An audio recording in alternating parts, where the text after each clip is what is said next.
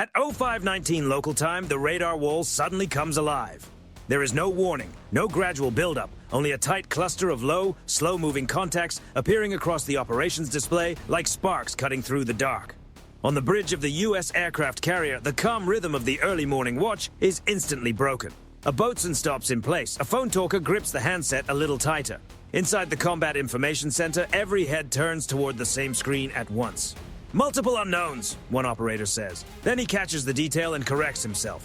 Negative, air contacts, low altitude, closing fast. That single correction changes the entire picture. Until that moment, the carrier had been moving steadily through open water. The first flight cycle of the morning was only minutes away. On the flight deck, crews were already moving equipment into position beneath dim red lighting. Yellow shirts checked the catapult track. A tow tractor rolled slowly past parked aircraft. Above them, the sky was only beginning to brighten, while the horizon remained dark enough to hide anything moving close to the surface. Then the ship-wide speakers cut through the morning air. General quarters, general quarters. All hands, man your stations." The announcement does not create panic. It focuses the crew. Across the carrier, heavy steel doors seal shut. Boots move quickly down ladders. Damage control lockers open. Sailors who had been holding coffee half a minute earlier are now moving with practice speed, the kind that comes only from repetition, discipline, and the understanding that every second matters. Inside CIC, the situation grows more serious. The first contacts divide into 3 separate groups. Then the count rises again. 2 more tracks appear off the starboard forward quarter. Another cluster emerges from the south, barely above sea level. Their speed varies, but their course does not. Every track is curving toward the same point in the ocean, toward the carrier. Farther out, an E-2D Hawkeye feeds fresh data into the network. The carrier's escorts, an Aegis cruiser, and 2 guided defense destroyers positioned ahead and along the flanks immediately begin dividing the approach sectors. Symbols flood the shared display. Bearings, altitudes, speed estimates, projected paths. No one says the word yet. Not until the electronic support team starts seeing the pattern. One specialist leans closer to his console, eyes fixed on the screen. "These are not random tracks," he says. "They're coordinated." And there it is. Not a stray drone, not a wandering reconnaissance craft, not one isolated contact meant to test the group's reaction. A swarm. On the bridge, the captain does not raise his voice. He does not need to. Set full defensive posture. Suspend non-essential deck movement. Keep flight operations cold until further notice. The order moves through the ship in seconds. On the flight deck, tractors stop exactly where they are. Crews secure exposed gear. Plane directors look skyward as the first reports reach topside. Chains, carts, and fuel hoses are pulled away from vulnerable positions. Nobody moves blindly. Nobody talks over anyone else. The carrier is too experienced, too organized, and too disciplined for chaos. But the urgency is now visible in every motion. On one of the escorting destroyers, vertical launch cells are brought to readiness. A cruiser off the carrier's beam tightens its radar focus. Close-in defense systems across multiple ships come to life with a distinct mechanical precision. From a distance, they are almost silent. In purpose, they are unmistakable. Mounts turn by a few degrees, tracking loops close. Layer by layer, the carrier group begins building an invisible shield over the sea. Still, the contacts continue closing in. The outer group stays extremely low, skimming just above the surface where radar clutter can make them harder to separate from the sea. A second wave follows at a higher altitude, possibly decoys, distractions, or something designed to split the defender's attention. A third group moves wider than the rest, almost as if its purpose is to pull the escort's focus in the wrong direction before the real pressure arrives. That detail gets everyone's attention. The tactical action officer studies the pattern for barely 2 seconds before making the call. They're shaping the battle space. And he is right. This is not just a large number of contacts. This is coordinated design. The carrier strike group has trained for incoming missiles, submarines, fast boats, and long-range aircraft. It has trained for saturation scenarios as well. But there is something especially unsettling about unmanned aircraft arriving in numbers. They do not hesitate. They do not lose focus. They do not turn away because of fear. They simply continue forward, following code, signal, or guidance from somewhere beyond the horizon. On the bridge wing, a lookout finally sees one with the naked eye. At first, it is only a speck, then another, then 4 more behind it. Dark shapes cut across the brightening sky, too sharp to be birds and too steady to be anything natural. A few sailors stare for one frozen second before training takes over and reports begin moving through the ship. Visual contact, starboard side, multiple airborne objects, low and inbound. Inside CIC, the number updates again. 12, then 18, then more. No one says out loud what happens if even one slips through. Not yet. But the thought sits in the room, heavy and impossible to ignore. On a carrier, there's always something exposed. Aircraft, deck crews, elevators, fuel lines, antennas, critical systems, human lives. The captain watches the tactical display as the closest tracks cross another invisible line. Outer defensive envelope in less than 1 minute, sir. That is the moment the room shifts. Detection is finished now. So is assessment. Whatever is approaching has reached the edge of the defensive zone, and the swarm is still growing. The first interceptor leaves its cell at 0521. There is no dramatic countdown, no loud warning, just a sudden burst of flame from the forward section of the screening destroyer off the carrier's starboard bow. For a fraction of a second, the interceptor hangs in a column of fire. Then it is gone, climbing fast into the pale morning sky and turning toward the lead group of inbound drones. Inside the carrier's combat information center, no one watches it for long. There are too many other tracks. Intercept window in 5 seconds, a fire control operator says. No one answers. Then the display blinks. One contact disappears. A second interceptor launches almost immediately from the cruiser holding position farther out on the port side. This one turns toward the higher group, the contacts that had been staying back just enough to look like distractions. The logic is simple. If they are decoys, remove them. If they are control platforms, remove them first. 2 more interceptors rise from the destroyer screen, then another. The morning is no longer quiet. Across the water, launch cells open one after another. Each shot draws a bright line into the sky. From the carrier's island, sailors can see orange flashes on the horizon and thin white trails bending sharply toward the incoming formation. The first wave begins to fall apart far from the carrier. One drone breaks into sparks and scattered debris. Another vanishes from the display without any visible flash, simply gone from the screen. A third drops toward the sea, trailing smoke behind it. The outer layer is doing exactly what it was built to do. Detect early, engage at distance, and reduce the number of contacts before they can get anywhere near the flight deck. But the swarm does not stop. If anything, it becomes more complex. As the first interceptions register, the remaining drones begin to adjust. Some drop even lower, almost touching the waterline, using the surface clutter to make tracking more difficult. Others spread wider, sliding toward the flanks of the destroyers. A few of the higher contacts change speed in uneven bursts, forcing the screen commanders to constantly recheck which tracks are true threats and which ones exist only to drain attention and defensive resources. The tactical picture no longer feels static. It moves, it expands, it collapses. Then it reshapes itself again every few seconds. They're adapting, someone says inside CIC. There is no panic in his voice. No emotion, just a clear statement of what everyone is already beginning to see. The carrier's captain stands behind the central tactical display, arms folded, his face giving away nothing. For a moment, he says nothing. He does not have to.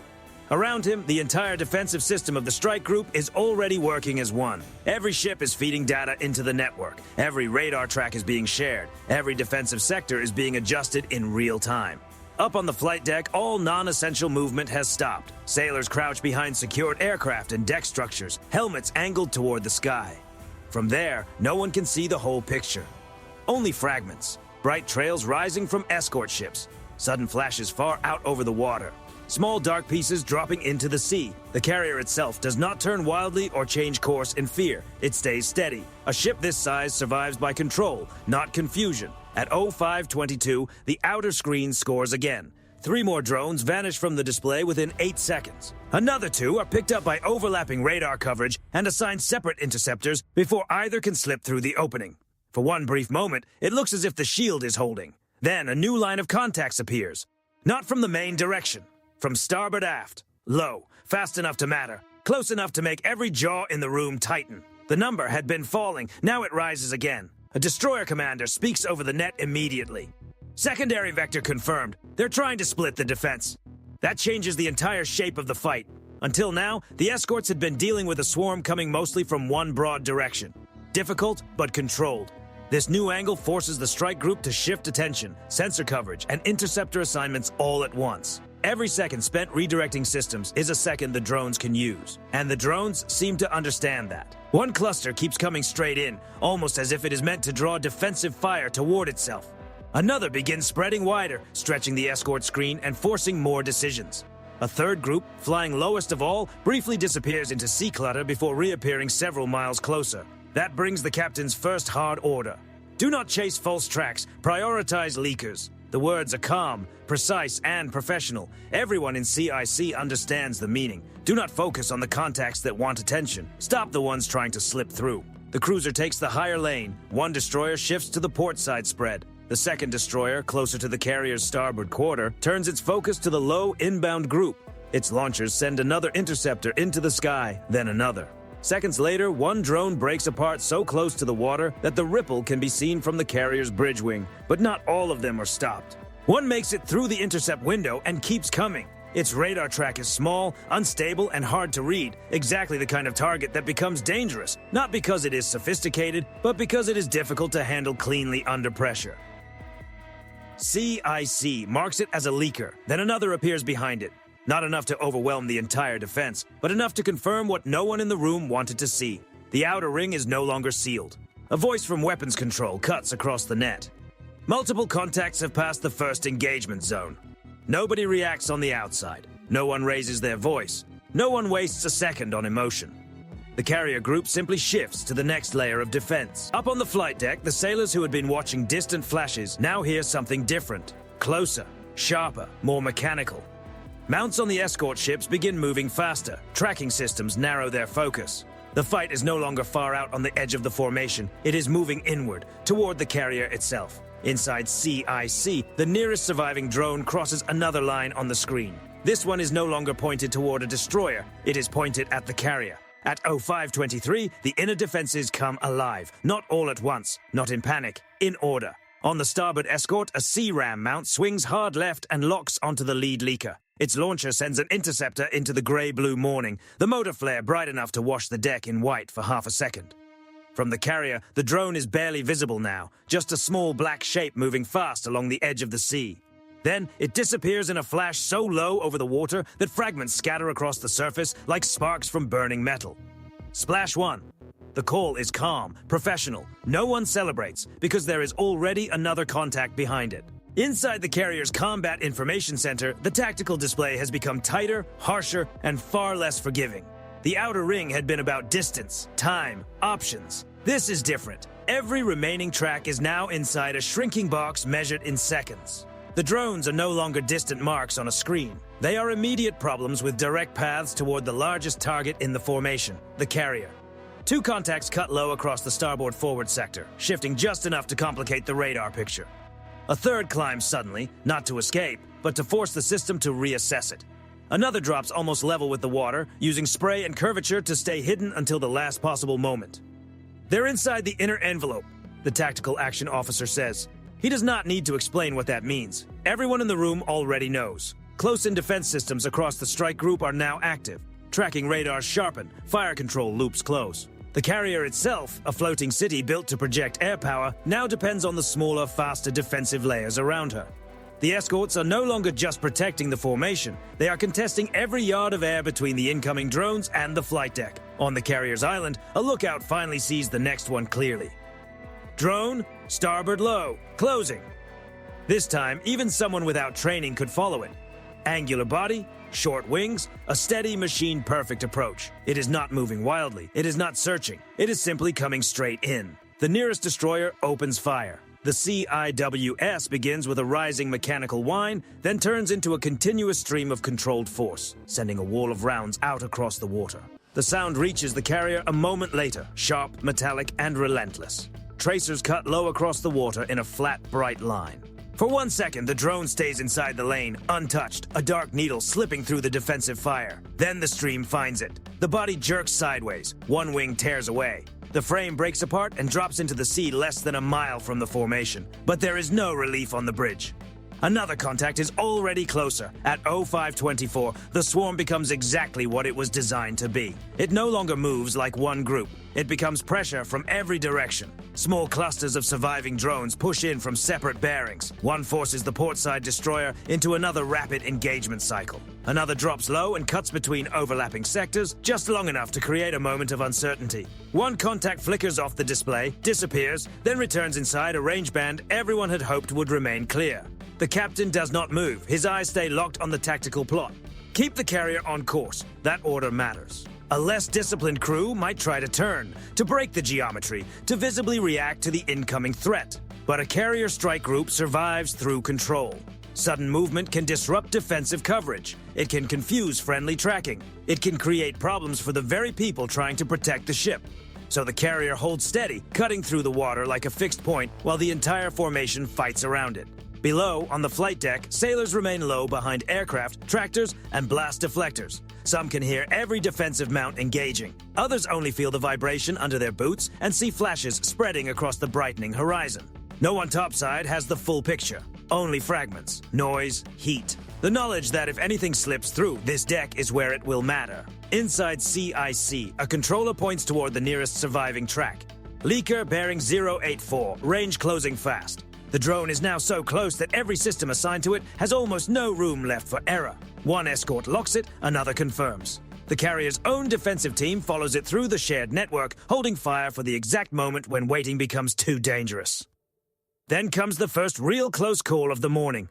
The drone pushes through the edge of the screen and races toward the formation at low altitude, hidden in sea glare and clutter until it suddenly rises just enough to be seen from the carrier's starboard side.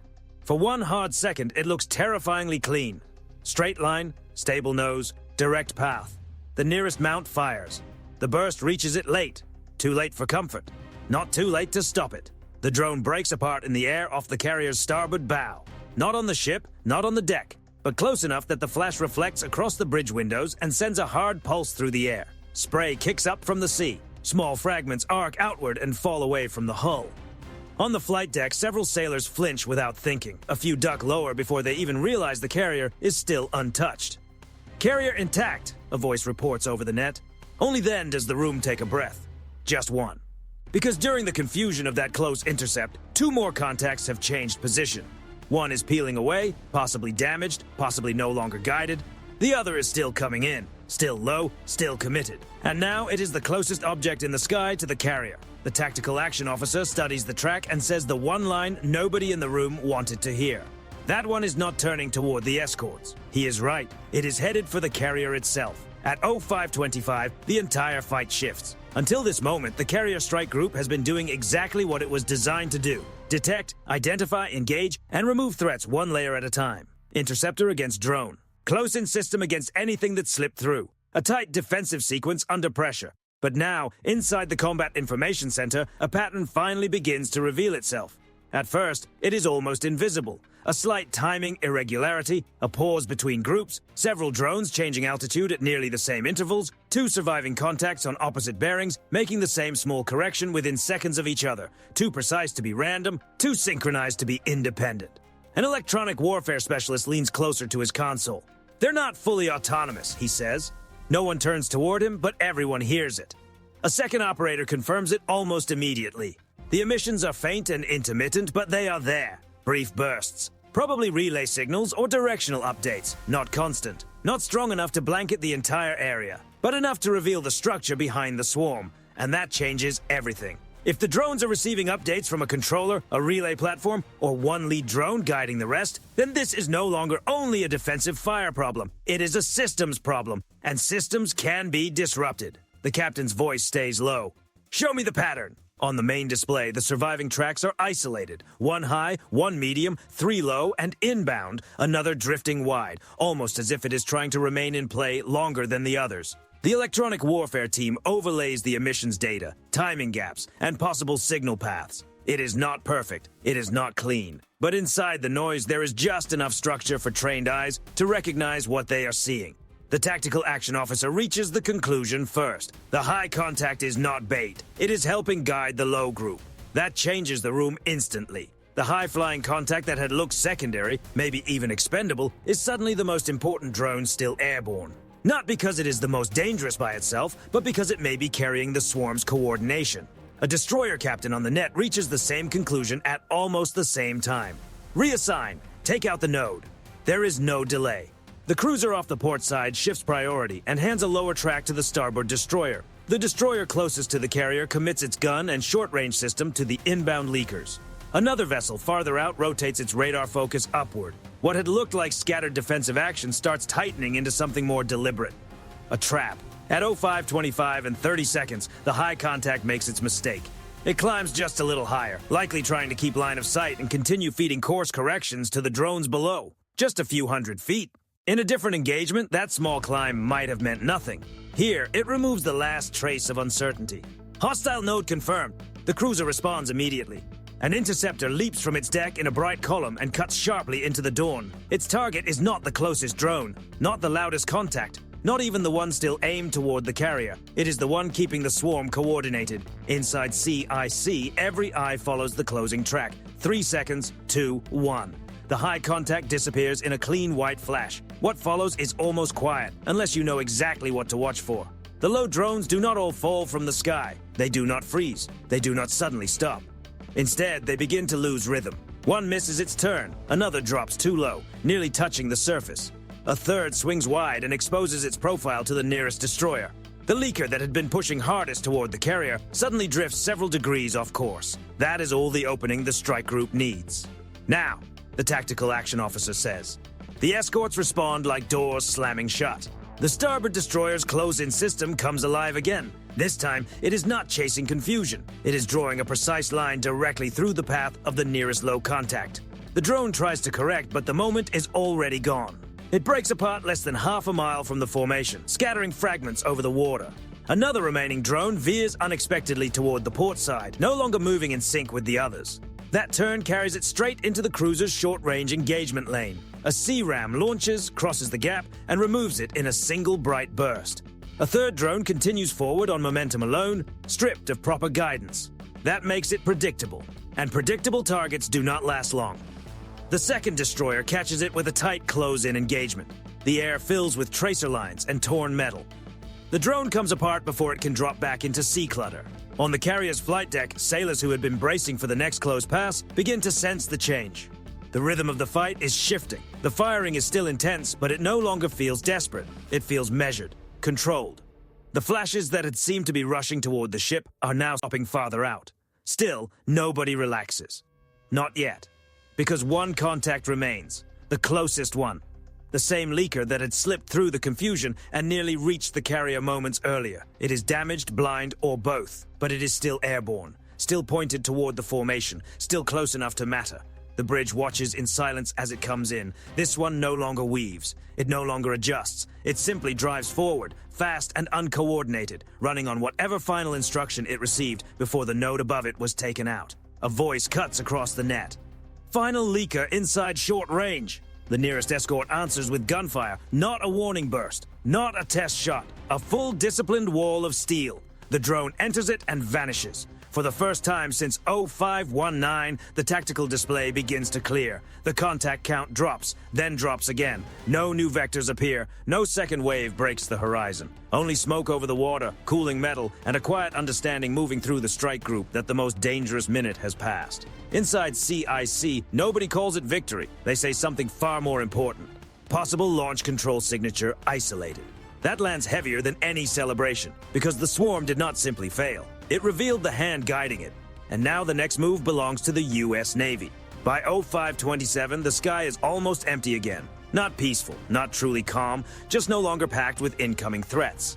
On the main tactical display inside the carrier's Combat Information Center, the dense wall of hostile tracks that had been pushing toward the formation for the last 8 minutes has broken apart. What remains are scattered debris echoes, fading returns, and a few false traces dissolving into radar clutter. The operators do not assume it is over, not yet. Every sector is still being scanned. Every bearing, every altitude band, every possible approach lane where another wave could appear. Nothing comes. The carrier holds its course. That detail matters more than anyone says out loud. A Nimitz-class or Ford-class carrier does not make it through a coordinated drone swarm by chance. It survives because every ship around it understands its role. Where to position, what to track, when to engage, and just as importantly, when not to waste a shot. Out on the screen line, the destroyers and cruiser are still working their sectors, still moving, still searching, still treating the morning as if it could turn dangerous again at any second.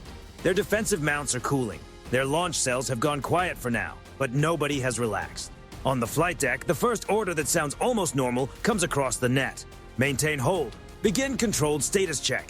That is what survival sounds like in the U.S. Navy. Not celebration, not shouting. Checklists. Yellow shirts rise from behind parked aircraft. Damage control teams move across the deck, inspecting for fragment marks, loose equipment, exposed hazards, and any sign that something came closer than it should have. A few sailors look out over the water toward the starboard bow, where one of the final drones had broken apart in a bright flash only moments earlier. Small pieces of darkened metal still drift there, scattered across the morning chop. No direct impact, no deck emergency, no aircraft lost, no major damage. That alone would have made this a costly failure for whoever sent the swarm. But the real loss is not measured in drones. Inside CIC, the electronic warfare team is no longer only defending. Now they are collecting every signal spike, every relay burst, every staggered correction the swarm made during its final minutes has been recorded, isolated, and time-stamped. What was meant to be a saturation attempt has turned into something else entirely. A transmission trail, a fingerprint, a map of how the system behaves under pressure. One analyst removes his headset and says it quietly, almost to himself. They gave us the architecture. And he is right. The swarm arrived in numbers, but numbers create noise. And when that noise runs into a carrier strike group built around sensors, coordination, and layered defense, it can start revealing the truth. The drones did not simply fail to reach the carrier. They exposed how they were being coordinated, how they corrected course, how they divided attention, how they shifted under pressure, and how quickly they lost rhythm once the control node was removed from the fight. In trying to overwhelm an American carrier, the swarm revealed the logic holding it together. And that changes the meaning of the entire engagement. On the bridge, the captain finally speaks after a long stretch of silence. Re-establish normal screen spacing. Keep all sectors active. I want confirmation on every possible launch point. There is no victory in his voice. No emotion.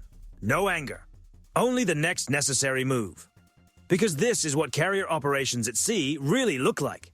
Not one cinematic moment, but a chain of decisions made under pressure, each one shaping what happens next. The incident began in uncertainty, turned into a layered defensive battle across open water, and ended the way the strongest naval responses often do, with the side that stayed calm still holding the initiative. Above the formation, the E-2D Hawkeye remains in its orbit, steady and watchful, feeding a fresh air picture back into the network. Farther out, combat air patrol fighters continue sweeping the edges of the battle space, not looking for attention, only making sure nothing else slips in behind the quiet.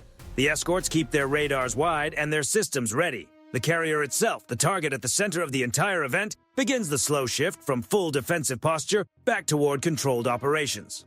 Not completely. Not yet. But enough to send the message. The swarm came for the carrier. The carrier is still there. More than that, it is still functional, still moving, still directing the sea around it. That is the part many rivals fail to understand about a U.S. carrier strike group. It is not simply a massive ship with aircraft on its deck. It is a living defensive network built to absorb pressure, organize confusion, and respond with discipline. You can send drones toward it. You can split them by direction, altitude, speed, and timing. You can try to overload the picture with numbers. But if the formation holds, if the command network stays clear, if the crews remain colder and sharper than the threat coming at them, then every failed second of the attack begins working against the people who launched it. By 0531, the ocean has taken most of the wreckage. The radar picture is clean, the formation is reset, and somewhere beyond the horizon, whoever sent that swarm now understands the same lesson every Navy eventually learns the hard way. They sent numbers. The U.S. Navy kept the carrier on course. And once the swarm failed, the next move was never going to be theirs.